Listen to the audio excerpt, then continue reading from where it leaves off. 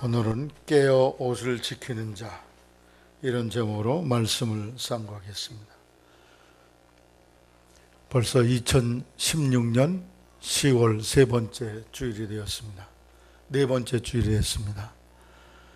벌써 2016년도가 다 저물어가고 두 달 뒤에는 2017년도를 맞이합니다. 한 해가 다 저물어가고 있습니다.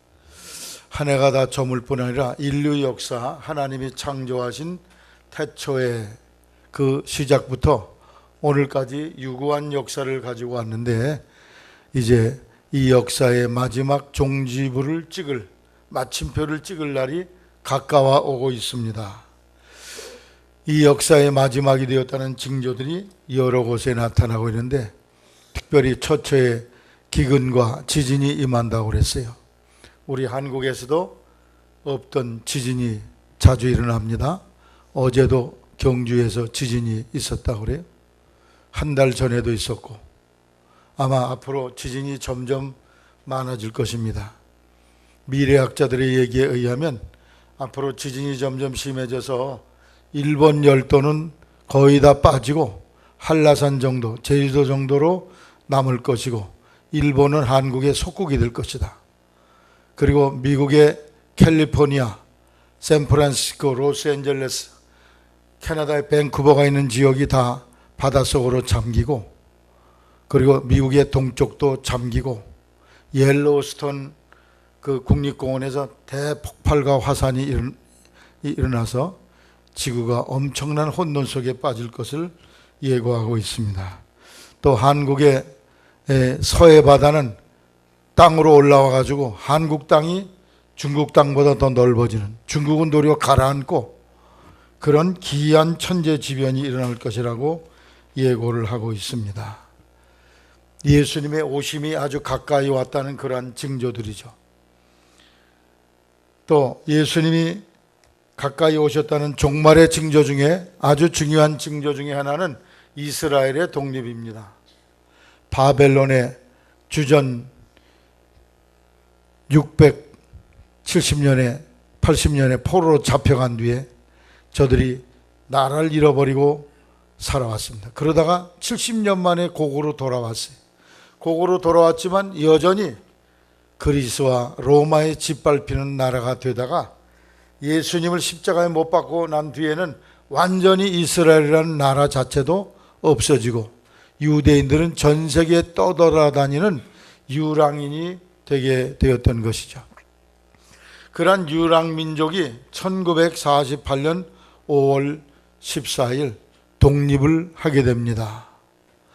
요즘 뉴스에 등장하는 아랍 사람들이, 이슬람 교도들이 자살 폭탄 테러를 하는 걸 자주 목격하게 되는데, 이 자살 폭탄 테러의 중요한 원인 중에 하나가 이스라엘의 독립 때문에 그렇습니다. 팔레스타인 사람들이 살던 그 가운데다가 이스라엘이라는 나라를 이렇게 쐐기처럼 박아서 거기 나라를 독립시키니까 아랍 사람들이 계속해서 반란과 저항을 일으키고 있습니다. 이러한 사건들은 우연한 일이 아니에요. 성경에 예언한 대로 역사의 마지막이 가까이 와 있다. 예수님 재림의 때가 가까웠다는 그러한 징조인 것입니다. 오늘 우리가 이렇게 예수님이 가까이 온 때에 살고 있는데, 계시록 16장 15절 말씀은 이 때를 뭐라고 말하냐? 보라, 내가 도적같이 오리니 누군지 깨어 자기 옷을 지켜 벌거벗고 다니지 아니하는 자는 부끄러움을 보이지 아니한 자가 복이 있도다. 도적같이 오신다고 그랬어요. 도적은 예고하고 옵니까? 아무 예고도 없이 느닷없이 갑자기 들이닥쳐서 우리의 재산을 빼앗아 가죠. 이와 마찬가지로 예수님도 느닷없이 갑자기 우리에게 다가올 것을 말씀하는데, 그러나 예수님이 오심에 대한 여러 가지 징조를 보이고 있으니 우리가 이 때를 살피고 믿음 생활을 다시 한번 점검해 보는 그런 성도가 되시기를 바랍니다. 이렇게 예수님이 오실 때가 가까웠을 때 우리 성도들은 어떤 신앙의 자세를 가져야 될까요? 첫째로 구원의 의복을 입고 있어야 됩니다. 따라하세요. 구원의 의복. 구원의 의복을 입고 있어야 돼요. 그렇지 아니고 벌거벗은 채로 있다가는 정말 도적같이 주님을 맞이해서 영원한 심판에 떨어지고 말 것입니다. 여러분, 구원이라는 의복을 입고 계십니까? 이 구원의 의복이 명백하게 입고 있는 여러 성도들이 되시기를 바랍니다. 교회 나오는 것은 무슨 도덕 윤리를 배우기 위해서 나오는 것이 아닙니다. 교회 안 나와도 그런 것을 가르치는 책은 수없이 많이 있어요. 그러나 교회 나오는 이유는 영혼의 구원을 받기 위함에 있습니다. 아담과 하와가 세상에 창조되었을 때, 그때는 에덴 동산이 정말 낙원 그 자체였습니다. 에덴 동산에 없는 것들이 많이 있었어요. 에덴 동산에는 병원이 없었습니다. 왜 그러냐? 아픈 일이 없으니까. 병드는 일이 없어요. 감기 하나 걸리질 않아. 아주 건강한 몸으로 살기 때문에 병원도 없었고, 물론 의사들도 없었고, 의과대학도 세상에 존재하지 않았습니다. 그리고 거기는 죽는 일이 없었기 때문에 장례식장도 없었고, 장례식을 해서 사업하는 사람도 없었고, 공동묘지도 화장터도 물론 없었습니다. 왜? 거기는 죽는 일이 없기 때문에, 영원히 사는 그러한 곳이기 때문에. 그런데 그곳에 또 한 가지 없는 중요한 것인데, 그것은 여러분이 입고 계신 이 옷들입니다. 이 옷들이 거기는 없었어요. 다 벌거벗고 살았습니다. 그래도 부끄러움을 느끼지 않는 그런 옷이 없는 가운데 살았던 것을 성경을 통해 볼 수가 있습니다. 옷이 없지만 여러분, 에덴 동산에서는 빛의 의복을 입고 있었습니다. 그래서 아담과 하와가 선악과를 따먹은 뒤에 저들이 벗은 것이 드러났기 때문에 하나님 보기가 두려워서 저들이 무화과 나무 잎 치마를 해 입었다고 성경에 말씀을 하고 있습니다. 이에 그들의 눈이 밝아 자기들의 몸이 벗은 줄 알고 무화과 나무 잎을 엮어 치마를 하였더라. 눈이 밝아졌다고 그랬어요. 그러면 선악과 따먹기 전에 눈이 흐릿했습니까? 눈에 있는 것도, 눈앞에 있는 것 잘 보이지 않았어요? 시력이 약했단 말인가요? 아닙니다. 시력이 약한 게 아니에요. 아담과 하와가 선악과를 먹고 났을 때 눈이 밝았다는 것은 시력이 밝았다고 이렇게 우리가 생각할 수 있지만, 선악과 먹기 전에는 하나님께서 아담과 하와에게 옷은 입지 않았어도 광채나는 빛의 의복을 입혀주셨어요. 그래서 마치 여러분, 지금은 그런 등이 많지 않습니다. 옛날에 이 백열전구라는 거 있죠. 백열전구, 거기에 이렇게 우윳빛으로 되지 않은 완전히 투명한 백열전구가 있어요. 신지원의 집에 백열전구 있나? 백열전구. 그걸 키기 전에 백열전구 안에 꼬불탕꼬불탕한 그것이 있어요. 그걸 텅스텐으로 만들어진, 그걸 뭐라 그래? 필라멘트라 그래요. 근데 만일 그걸 전기구에다 꽂고서 스위치를 넣으면 어떻게 됩니까? 빛이 환하게 들어오면서 필라멘트가 보여요, 안 보여요? 신지옥은 필라멘트가 보여요, 안 보여요? 불을 켜면은 안 보여. 왜 그래요? 빛이 너무 밝기 때문에 필라멘트는 보이질 않는 거예요. 이와 같은 현상으로 여러분이 생각하시면 돼요. 아담과 하와에게 하나님의 광명한 빛이 임해서 마치 필라멘트의 불빛이 그 불이 보이지 않듯이, 빛은 환하게 보이지만 필라멘트 자체는 보이질 않는 것처럼 우리 인간의 벗은 몸은 보이지 않았어요. 아주 빛의 의복으로 모든 사람들이 옷을 입었기 때문에 광명한 그런 속에 살았습니다. 그래서 에덴 동산에서는 오늘날 우리가 입는 이런 옷은 없었어요. 하나님 앞에 죄를 짓자마자 그 불이 탁 꺼져 버렸어. 스위치가 내려가고 나니까 여기 빛이 꽉 꺼지니까 이 몸의 모습이 그대로 드러나게 됐다는 거예요. 그래서 저들이 벌거벗은 걸 알게 됐고 부끄럽다는 생각이 들어서 하나님이 두려워서, 그리고 무화과 나무 잎으로 치마를 해 입었다, 그런 말씀이에요. 아니, 목사님 에덴 동산에 가보셨습니까? 못 가봤어요, 저는요. 그런데 기도하다가 천국에 다녀온 분들, 무슨 사고로 천국에 다녀왔던 분들이 하늘나라에 가서 보고 온 그 광경과 장면 속에 이런 표현을 많이 해요. 마치 불꽃송이 같은 사람들이 바글바글 모여 있더라는 거예요. 가까이 가보니까 그 사람들 몸에서 광채가 나고 있더라는 것입니다. 앞으로 장차 이 땅에서 천국에 들어가 살기 합당한 사람들은 하늘나라의 광명한 의복, 빛의 의복을 입게 될 줄로 믿으시기를 바랍니다. 여러분과 나의 육신의 몸에서 그 광명한 하나님의 신령한 광채가 나서 이 세상의 옷을 입지 않아도 옷을 입은 것으로, 빛의 의복으로 우리가 입게 되어진다, 그런 말씀이죠. 그래서 원래 에덴 동산에서는 옷이 없었어요. 죄를 지음으로 말미암아 벌거숭이가 되고 벌거벗은 것이 드러나게 되고 어쩔 수 없이 무화과 나무 잎으로 치마를 해 입었다, 그런 말씀입니다. 그러나 하나님께서 아담과 하와가 선악과를 따먹고 범죄했을 때 그들을 즉각 너희들 영원한 심판에 떨어져라, 이렇게 말하지 아니하시고 창세기 3장 15절에 여호와 하나님께서 아담과 하와에게 축복의 약속을 합니다. 내가 여자의 후손을 보내서 너희들의 죄를 다 해결하고 여자의 후손이 와서 뱀에 너를 죄짓게 한 사탄 마귀를 멸하고 머리를 깨부시고 그 마귀의 손에서 너희를 건져내겠다. 그런 와중에 뱀은 여자의 후손이란 사람의 발뒤꿈치를 물어서 상하게 하는 십자가의 희생사건을 만들겠다, 그런 예고를 예수님께서 창세기 3장 15절에 하십니다.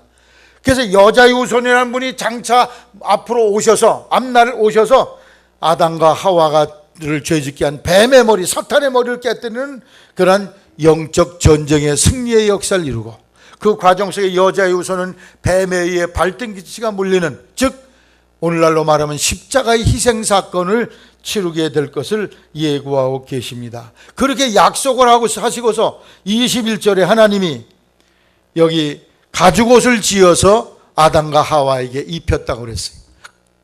무화과 나무 잎 치마를 입었을 때는 하나님이 나타나서 아담아 내가 어디 있느냐 하고 물으시니까 나무 뒤로 숨어서 어디 있느냐 그랬더니 하나님이 두려워서 나무 뒤에 숨었나이다. 하나님이 두려운 존재가 됐어요.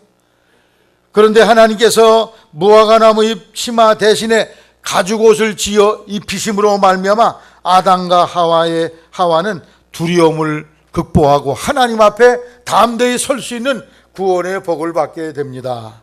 그래서 하나님이 두려운 하나님이 아니라 아버지라 부를 수 있는 생명적 관계가 다시 회복되어졌던 것을 볼 수가 있습니다.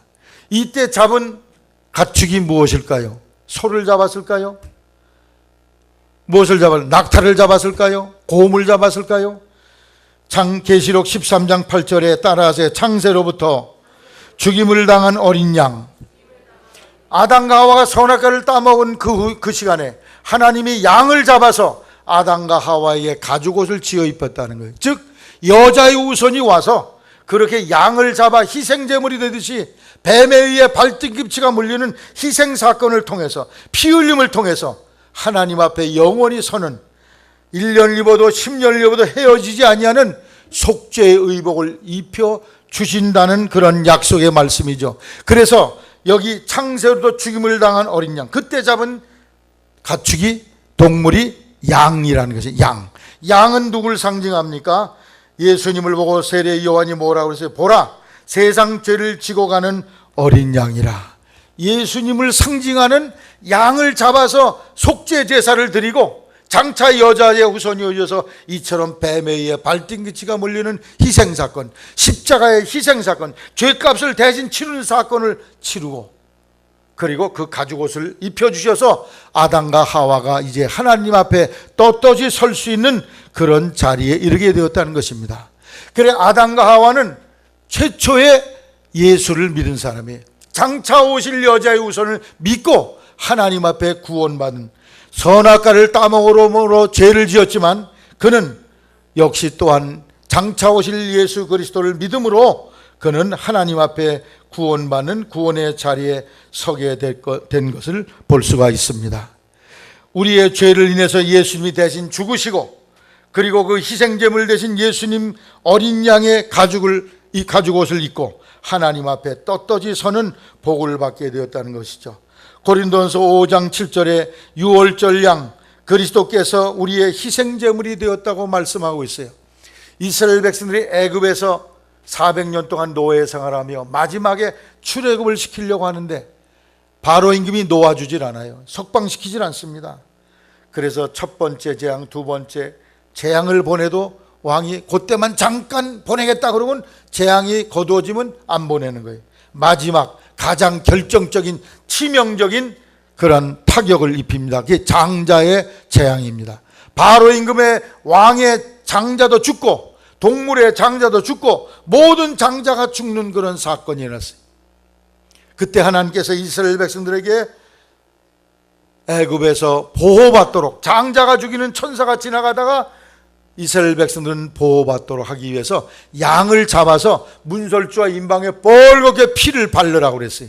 그러면 장자를 죽이는 천사가 지나가다가 그 하나님의 약속의 피를 보면 넘어가리라. 재앙을 일으키지 아니고 넘어간다. 그래서 너물유, 너물월, 유월절이라는 절기가 생겼어요. 장자재앙이 넘어갔습니다. 그 장자재앙 속에 바로 임금부터 온 신하들이 다 장자가 죽는 그 사건을 통해 곡하며 슬퍼할 때 이스라엘 백성들이 애굽을 탈출하게 된 거죠. 애굽의 노예 생활에서 벗어나게 되었다는 것입니다. 그래서 고린도전서 5장 7절에 유월절 양 그리스도께서 희생당했다고 말씀한 거예요.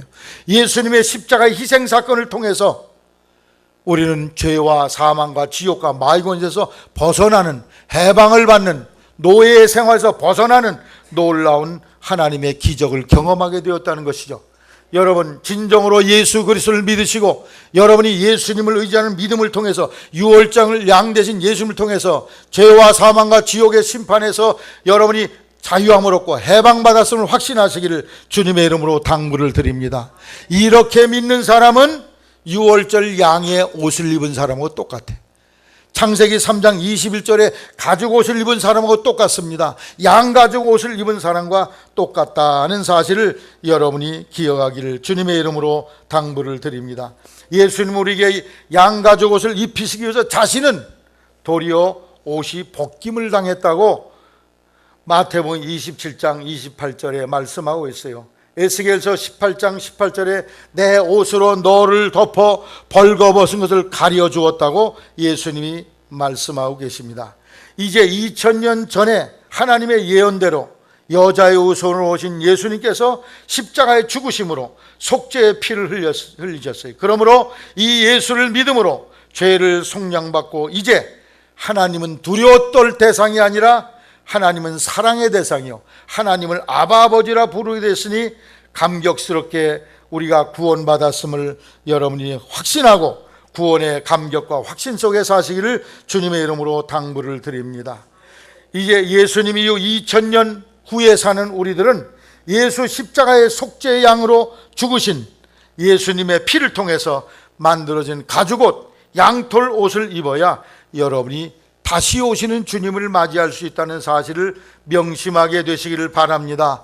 구원의 의복, 속죄의 의복, 계시록 16장 15절 옷을 지켜 벌거벗고 다니지 아니하며 자기의 부끄러움을 보이지 아니하는 자가 복되다 그랬습니다. 여러분은 과연 구원의 의복을 입고 계십니까? 오늘이라도 주님이 오시면 주님 맞을 의복이 준비되어 있습니까? 주님의 십자가에 흘리신 보혈의 희생을 통해 만들어진 이 계시의 의복, 이 가죽옷, 양의 옷을 입는 여러분이 되시기를 바랍니다. 여러분이 세상에 아무리 좋은 옷이 있다 할지라도 여러분이 그것이 오늘 집에 옷장에 있다 할지라도 그 옷을 아무리 입어도 구원받지 못해요. 십자가에 달려 죽어 피 흘린 예수님의 약속의 말씀으로 말미암아 만들어진 양의 옷, 양의 가죽 옷을 입지 아니하면 하나님이 볼 때는 모두 다 뻘거숭이로 보인다는 거예요. 여러분 스스로를 진단해 보시기 바랍니다. 진실로 여러분 주 예수님을 믿습니까? 아담과 하와 때 약속하신 여자의 우선을 믿습니까? 그분이 와서 십자가에 달려 죽은 것을 믿습니까? 그가 희생당함으로 가죽 옷을 만들어 나에게 입혀주신 걸 믿으시기를 바랍니다. 이 믿음이 있어야 될 때에, 믿음이 있을 때에 여러분 구원의 의복을 입어요. 구원의 의복을 입은 사람만이 하늘나라에 입성할 수가 있고 다시 오시는 주님을 맞이할 수가 있다, 그런 말씀이에요. 누가복음 15장 22절 이하에 아버지의 곁을 멀리 떠나서 재산을 호랑방탕하던 그 아들이 돌아오니까 그 아버지가 그를 목을 끌어안고 입을 맞추고 목욕을 시키고 제일 좋은 옷을 입히라고 말하고 가락지를 끼우고 신을 신겼다고 성경에 말씀하고 있어요. 돌아온 탕자에게 입힌 제일 좋은 옷이 뭡니까? 바로 이게 십자가의 보혈로 만들어진 속죄의 의복입니다. 하나님께로 돌아오는 사람은 반드시 이 속죄의 의복을 입어야 돼요. 이사야 6장 10절에 내가 여호와로 인하여 크게 기뻐하며 내 영혼이 나의 하나님으로 인하여 즐거워하리니 이는 그가 구원의 옷으로 내게 입히시며 의의 겉옷으로 내게 더하심이 신랑이 사모를 쓰며 신부가 자기 보물로 단장 같게 하셨습니다. 따라하세요. 구원의 옷으로 입히시고 의의 겉옷으로 더하시니. 구원의 옷을 입으셔야 돼요. 예배당 나온 것 그걸로 끝나면 안 돼. 진실로 십자가에 달린 예수께서 나의 죄를 위해서 십자가에 죽으시고 고난당했다는 이 사실을 명백히 믿음으로 이 구원의 옷을 입게 되시기를 주님의 이름으로 당부를 드립니다. 이 옷은 인간이 만들어 입는 옷이 아니에요. 무화과나무 잎 치마는 누가 만들었어요? 아담과 하와 스스로가 만들었어요. 그러나 이 가죽옷은 하나님 쪽에서 만들어서 입혀주신 것입니다. 세상의 모든 종교들이 가르치는 교훈과 구원의 길은 무화과나무 치마예요. 부처님을 믿고 도를 닦아야 된다. 조상님을 잘 섬겨야 된다. 이런 등등의 도리들은 다 인간들이 만들어 놓은 구원의 의복들이야. 그걸 걸치면은 어여시 하나님 앞에 설 줄로 가르치지만 그건 전부 거짓입니다. 오직 하나님의 약속의 의복은 여자의 우선으로 오신 예수 그리스도의 희생을 통해 만들어진 구원의 의복, 즉 십자가의 피로 만들어진 의복, 이것을 입어야지만 그 사람이 하나님 앞에 하나님이 허락한 구원의 조건에 합당한 의복이라는 사실을 성경이 교훈하는데, 여러분이 무화과나무 잎 치마는 벗어 던지고 자기 의의 옷은 벗어 던지고 예수 십자가의 희생을 통해 만들어진 이 가죽옷 피의 의복을 입기를 주님의 이름으로 당부를 드립니다. 이사야 63장 3절에 우리의 의는 다 더러운 옷과 같으며 내가 잘했다, 착하게 살았다, 선하게 살았다, 이건 하나님 보실 때 다 꾀저지한 꾸정물 나는 옷에, 더러운 옷에 불과하다는 거야. 이걸 가지고는 하나님 앞에 설 수가 없어요. 예수님의 피로 만들어진 의복을 입는 여러분이 되시기를 주님의 이름으로 당부를 드립니다. 야곱이 아버지 이삭으로부터 장자의 축복을 받았어요. 아버지 이삭이 노인이 돼서 눈이 어두운데 아버지가 이 장자의 축복을 내리겠다는 거예요. 그래서 그 얘기를 들은 어머니가 그 야곱에게 야야 너 빨리 와라. 우리가 형님이 만난 음식을 준비해 오기 전에, 별미를 준비해 오기 전에 먼저 가서 복을 받아야 되겠다. 그래서 염소를 잡아서 요리를 하고 염소 가죽을 여기다 입고 이렇게 아버지 앞에 들어갔습니다. 아버지 이삭이 보니까 이거 목소리는 야곱 같은데 어디 만져보자. 에서는 털이 묵실묵실한데 만져보니까 털이 묵실묵실해. 그래서 마음껏 축복을 해줬다는 거예요. 야곱의 축복의 비결은 어디에 있습니까? 목소리 때문이 아닙니다. 가죽옷을 뒤집어 쓰고 들어갔기 때문에 복을 받은 거예요. 어떤 사람들은 그거 성경에 야곱 같은 야비한 인간이 어딨냐, 아니 형이 받아야 될 장자 축복을 그렇게 빼앗는 잔인한 놈이 어디 있어, 그렇게 욕을 하지만 전혀 그렇지 않습니다. 에서는요 이미 배가 고파 죽겠어서 팥죽 한 그릇에 장자권을 다 팔아먹은 사람이야. 야곱은 이미 산 그것을 자기 주권을 행사한 것 뿐입니다. 그걸 나쁘다고 말할 수가 없어. 형이 이미 장자권을 팔아버렸기 때문에 에서가 나중에 화를 내고 분노했지만 분노할 자격도 없어요. 왜? 이미 다 팔아버리는 거 동생이 당연히 장자 축복을 받아야지. 어떻게 해서 받았어요? 따라하세요. 가죽옷을 입고 복을 받았다. 가죽옷을 뒤집어 쓰고 갔더니 아버지가 복을 내리셨어요. 할렐루야. 오늘 여러분과 제가 하나님 앞에 설 수 있는 방법은 오직 이 가죽옷을 입고 들어가는 거예요. 창세기 3장 21절에 양 가죽옷을 만들어 아담과 하와에게 입힌 그 의복을 입고 하나님 앞에 서는 여러분이 되기를 주님의 이름으로 당부를 드립니다. 그래야 재림하시는 다시 오시는 주님을 맞이해요. 여러분의 옷은 벌거벗겨져 있습니까? 아니면 무화과 나무 잎 치마, 내가 이 정도로 착하게 살면 천당 갈 거야 하는 착각과 오해 속에 나 무화과 나무 잎 치마를 입고 있습니까? 다 벗어던지시기를 바랍니다. 예수 믿음으로 구원의 의복을 입기를 주님의 이름으로 당부를 드립니다. 세상 많은 사람들이 부처도 구원의 길이 있고 유교도 구원의 길이 있고 무슨 다른 종교도 다 구원의 길이 있고 올라가면 다 만난다. 이거는 마귀의 사기 수법입니다. 구원의 길은 천하인간의 구원받을 만한 다른 이름을 주신 적이 없어요. 기독교인들 독선주의라고 마음대로 떠들어도 관계없어요. 하나님 앞에 가면 답이 나오는데 그땐 때가 너무 늦어.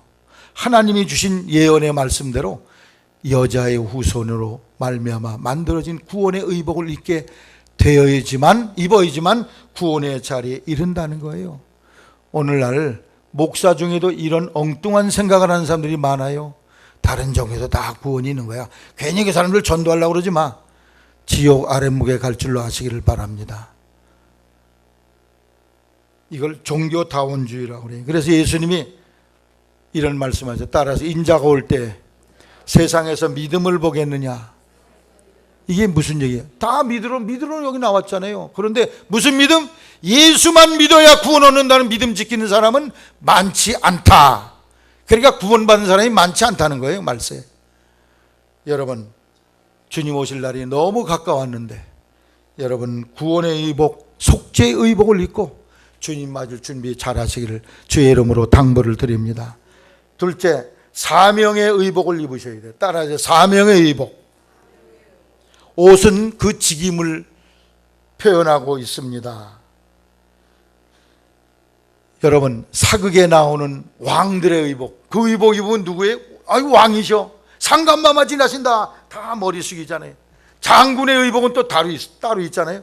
그 옷을 입은 사람은 장군. 또 경찰이 입는 의복이 따로 있어요. 제가 그저께 경찰서에 가서 인천 경찰청장의 상을 받았어.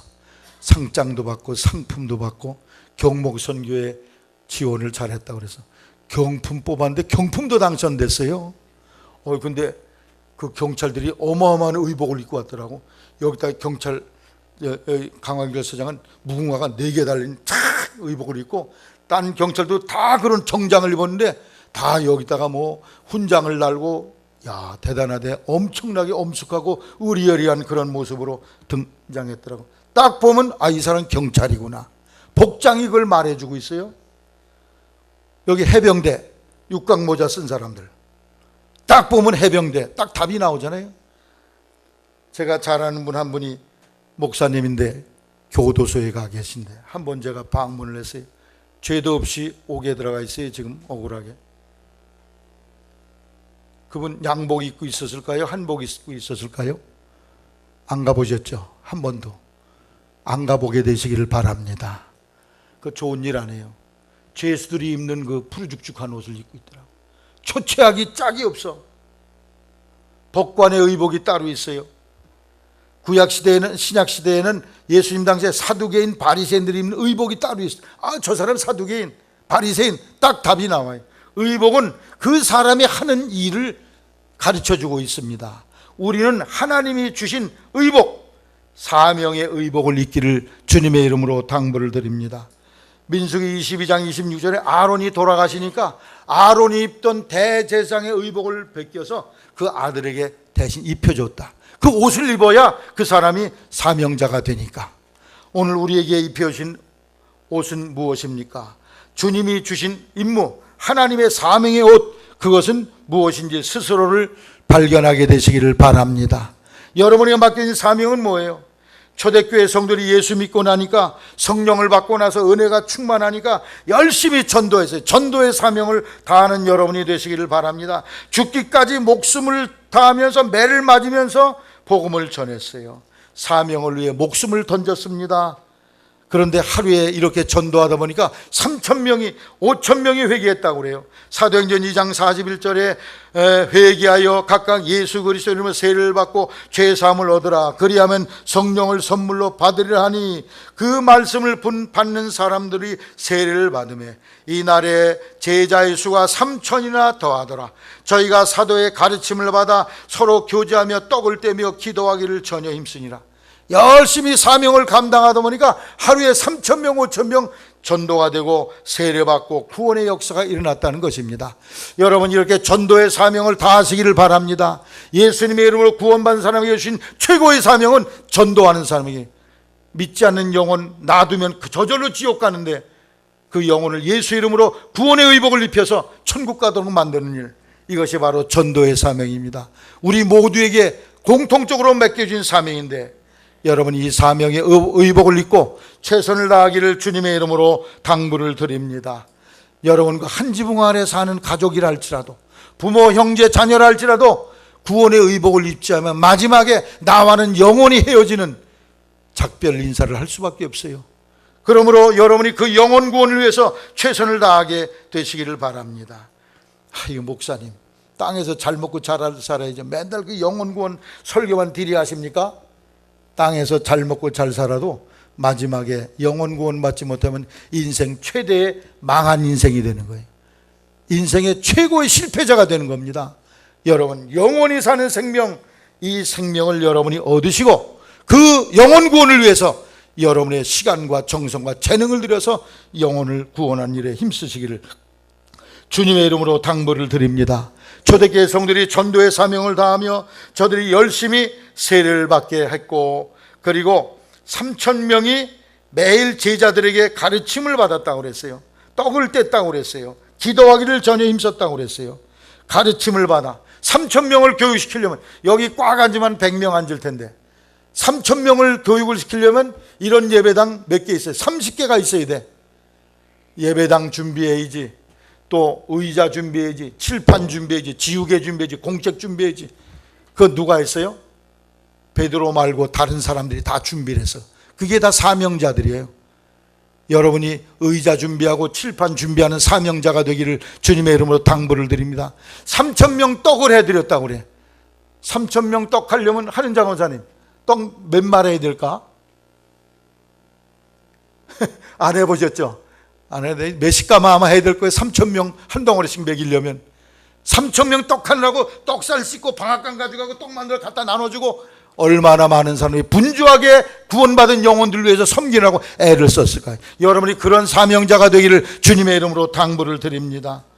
여러분이 교회에서 하는 모든 봉사, 주방봉사, 찬양대 봉사, 교사 봉사, 운전수 봉사, 모든 성김과 봉사가 하나님의 사명임을 아시기를 주의 이름으로 당부를 드립니다. 이 사명을 잘하고 여기에 잘 조직화되고 화합이 이루어질 때 선행교회가 하나님 앞에 칭찬듣는 교회가 될 줄로 믿습니다. 로마서 12장 4절 말씀에 몸에 많은 지체가 있다는 거예요. 머리가 있고 눈이 있고 코가 있고 귀가 있고 손발이 있고 오장육부가 있듯이 교회 안에는 많은 지체가 있다는 거예요. 그래서 여기에 성경에 보면 혹 예언하는 사람, 섬기는 사람, 가르치는 사람, 권위하는 사람, 구제하는 사람, 다스리는 사람, 각자의 직임과 책임이 다르다. 직무가 다르다는 거예요. 여러분은 어떤 직무를 받고 계십니까? 여러분 구제의 은사가 있습니까? 가르치는 은사가 있습니까? 다스립니까? 예언합니까? 섬기는 사람입니까? 전도와의 은사가 있습니까? 여러분의 은사와 재능을 발견해서 하나님 앞에 그 직임을 잘 감당하여 그 옷을, 사명의 옷을 잘 입고 있기를 주님의 이름으로 당부를 드립니다. 어떤 사람 주님 앞에 막 설 때 너 뭐 하다 왔냐? 바쁘게 그냥 놀다 왔습니다. 이렇게 되면 곤란하잖아요. 내가 주님을 위해 최선을 다하다 왔습니다. 그런 고백이 여러분의 입에서 나오기를 주님의 이름으로 당부를 드립니다. 어떤 사람은 사명을 다하십시오. 예, 저는 사명을 다하고 있습니다. 무슨 사명이? 예배 드리는 사명이요. 예배만 드리고 그냥 집에 가는 사명, 그건 사명이 아니요. 예배 사명은 공통분모야. 모든 사람의 필수 과목이야. 다 모두가 해야 되고 그 외에 나머지 다른 거 더하기 알파로 여러분이 다른 것들을 열심히 하게 되시기를 주의 이름으로 당부를 드립니다. 교회와 복음을 위해서 무언가를 해야 돼요. 주일 오후에 전도 나갈 때 보면 꼭 뭐 한 10명 정도 이렇게 나가요. 많은 분들이 거기에 동참할 수 있기를 바랍니다. 아, 난 전도가 안 돼. 그럼 주방에 가서라도 일해요. 집에서 설거지 열심히 하면 집안이 깨끗해져. 만일 설거지 아니고 일주일 동안 쌓아놔봐, 팔이 하루살이 구데기가 디글디글할 거예요. 자기 집이 복을 받아요. 설거지 깨끗이 하면, 교회 와서 주방 청소 열심히 하고 주방 봉사 열심히 하면 하나님이 사진 찍어 놓으셔. 하늘의 상급장부에 기록이 돼. 할렐루야. 집에서 일하는 걸 보고 사명이라고 그러질 않아요.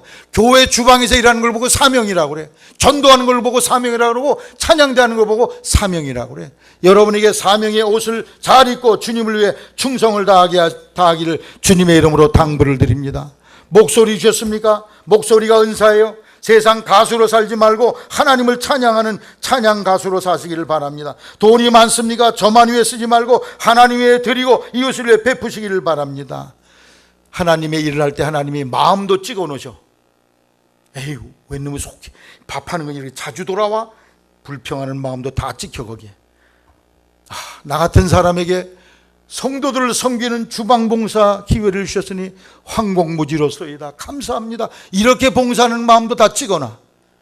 그 마음 상태대로 하늘나라에 찍힌 대로 여러분의 상이 준비될 줄로 아시기를 주님의 이름으로 당부를 드립니다. 미국에 사는 이재자 집사 남편이 가슴이 가끔 뜨끔뜨끔하고 이상현상이 왔어요. 이렇게 기도하고 기도로 고치겠다. 그리고 기도원에 가서 기도하고 오면 또 괜찮아. 그러던 어느 날 너무나 이게 심하게 아파서 병원을 갔는데 병원의 의사 만나자마자 그 자리에서 그냥 심장마비로 죽었어. 아내는 그 남편 신발만 두 쪽 붙잡고 죽은 남편 때문에 통곡을 합니다. 근데 이 죽은 남편이 다시 돌아와 살아나왔어. 살아서 한 핵심적인 얘기는 뭐냐? 내가 예수를 믿기 때문에 하늘나라에 가니까 성을 그 문을 들어갈 수 있게 허락을 해 주시더래. 근데 하늘나라에 갔더니 자기는 아무 상이 없다고 그러더래. 예수님을 위해서 한 일이 아무것도 없다고 그러더래. 그래서 예수님께 그러더래. 예수님, 나 세상에 다시 좀 내려보내 주시면 내가 주님을 위해서 좋은 일 많이 하고 주님 충성 바치다가 하늘나라 상급 좀 쌓고 점수 좀 쌓고 돌아오겠나이다. 그러니 가라 그랬는데 딱 내려왔더라는 거예요. 그래서 살아난 뒤에 그 남편이 자원에서 교회 관리부장이 됐어. 교회 청소부터 교회 망가진 거 다 제 손으로 만지고 두들기고. 할렐루야. 여러분, 우리의 삶은 여기서 끝나는 게 아니에요. 하늘의 상급을 받는 대로 여러분이 연결되어지는데 여러분은 사명을 다하게 되시기를 바랍니다. 우리 교회도 할 일이 얼마나 많은지 몰라. 제가 이 교회 종탑 십자가 300만 원 내놓으라고 그래서 30만 원 가지고 종탑 십자가 LED로 만들어 놨어요. 여기 있는 십자가도 제가 만든 거고. 지금 망가진 데가 얼마나. 여기 찬양대 위에 좀 있으면 비가 내려요. 여기 봄에 이 백권사님 일행이 이렇게 시멘트를 바르는데 그것도 거기다 방수칠을 또 해야 되는데 그 언제 할 수 있을는지 몰라.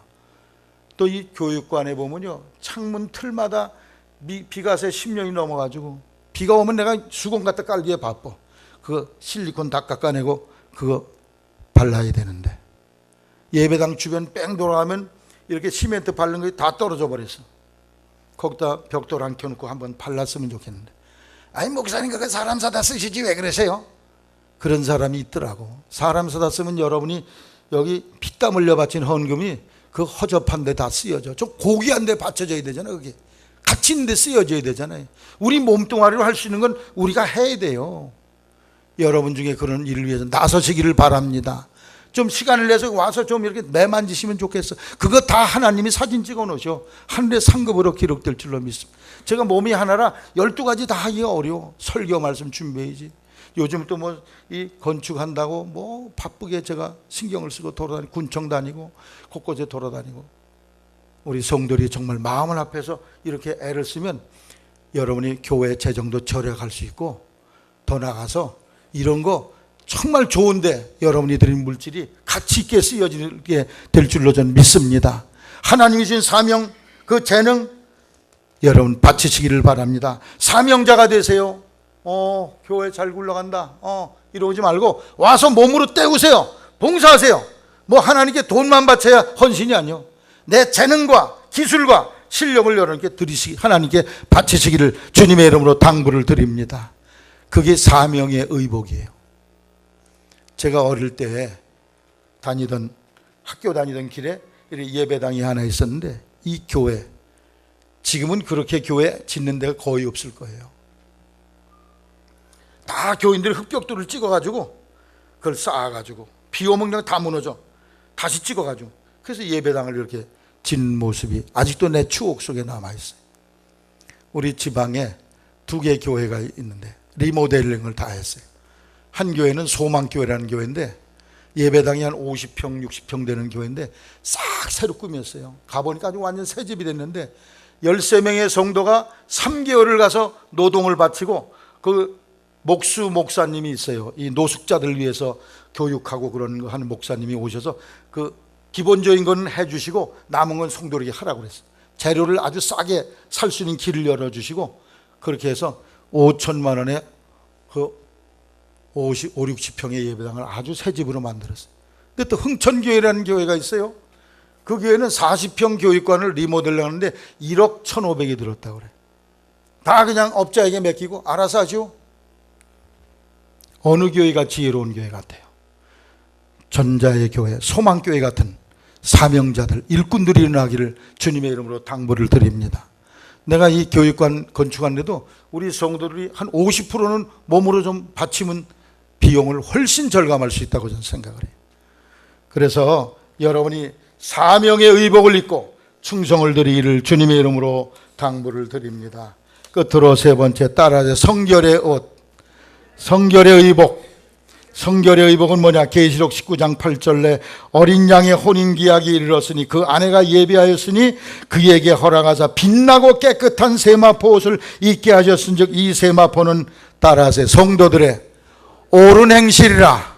성도들이 옳은 행실로 살아야 된다는 거예요. 성도들의 말과 행동과 처신이 올바라야 된다, 깨끗해야 된다, 그런 말씀이에요. 빛나고 깨끗한 세마포, 이게 성도들이 옳은 행실이라는 거예요. 이 결혼식 하는 예식장 주변에 가면 드레스, 신부들이 입는 옷들이 많은데 다 깨끗하게 환하지만 빛난 옷은 제가 못 봤어요. 하얀 옷은 봤지만 빛난 옷은 없어요. 우리 성도들이 주님을 위해 충성하고 헌신하고 깨끗하게 살면 여러분의 의복에서 빛이 난다는 거예요. 광채가 나. 할렐루야. 이런 의복으로 단장하는 성도들이 되시기를 주님의 이름으로 당부를 드립니다. 누가복음 19장에 삭개오는 예수님을 영접하고 내가 남의 것 등쳐먹은 거 있으면 4배나 갚겠나이다, 내 재산의 50%를 가난한 자들에게 나눠주겠는, 이게 바로 변화된 삶의 모습이죠.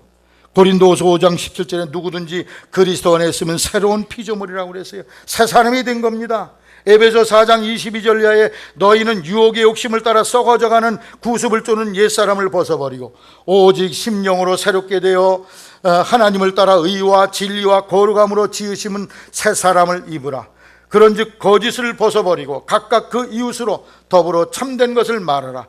이는 우리가 서로 지체가 됨이라. 분을 내어도 죄를 짓지 말며 해가 지도록 분을 품지 말고 마귀로 틈을 타지 못하게 하라. 바울 사도는 예수님을 믿은 뒤에 모든 것을 해로운 것으로 여기게 되었다는 것입니다. 주 예수 내 맘에 들어와 계신 후 변하여 새 사람 되고, 이 찬송가대로 정말 내 삶이 바뀌어져, 내 삶의 변화가 생겨 인격의 변화가 생기는 겁니다.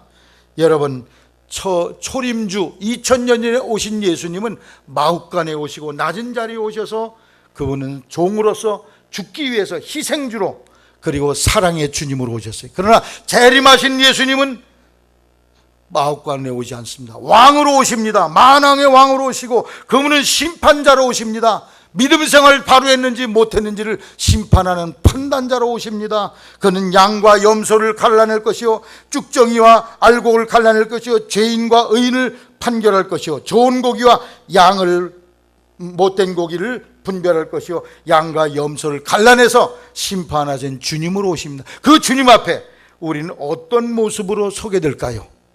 주님 앞에 회개하고 깨끗하고 진실하게 하나님 앞에 설 수 있는 여러분 되시기를 주님의 이름으로 당부를 드립니다. 에스겔서 9장 4절과 6절에 보면 회개하는 자의 이마에 하나님이 인을 치겠다고 약속의 말씀을 하고 있습니다. 오늘날 우리가 살고 있는 시대는 바벨론이라는 시대에 살고 있어요. 바벨론이라는 건 뭐냐? 이 바벨론은 뒤죽박죽 섞여 있다는 거예요. 이 교회 안에도 뒤죽박죽 다 섞여 있어. 교회인지 세상 장터인지 마귀 장터인지 알 수가 없어. 이런 속에서 여러분이 믿음의 순결을 지켜가기를 주님의 이름으로 당부를 드립니다. 남이 뛴다고 나도 같이 뛰고 못된 짓 하지 말고 진실하게 자기 신앙의 순결을 지켜가야 돼요. 여러분, 여러분의 연세가 지금 어떻게 되십니까? 40이 넘으면 자기 얼굴에 대해 책임을 져야 한다는 말이 있습니다. 40이 넘은 사람의 얼굴은 그 사람이 살아온 인생을 대변해 주는 거죠. 그래서 40 전의 인생은 자기 인생의 얼굴을 만들어 가고 있는 건데 40이 넘으면 그 얼굴은 그 사람의 성품과 인격을 그대로 드러내고 있어요.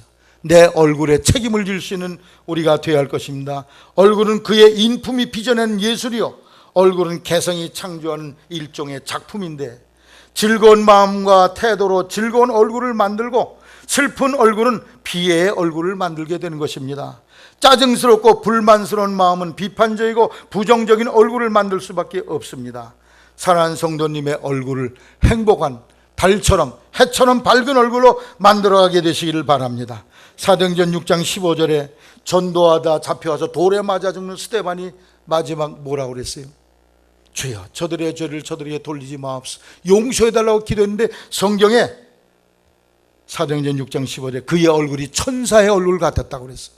오늘 우리의 얼굴은 어떻습니까? 스데반의 얼굴이 내 얼굴이 되기를 주님의 이름으로 당부를 드립니다. 그래서 하나님의 주신 거룩한 의복을 입고 빛나는 의복을 입는 그러한 세마포인을 단장하는 성도가 되시기를, 성결의 옷을 입는 여러분 되시기를 주님의 이름으로 당부를 드립니다. 구원의 의복을 입었습니까? 정말 오늘 죽어도 주님 앞에 설 수 있습니까? 답을 명확하게 내리시기를 바랍니다.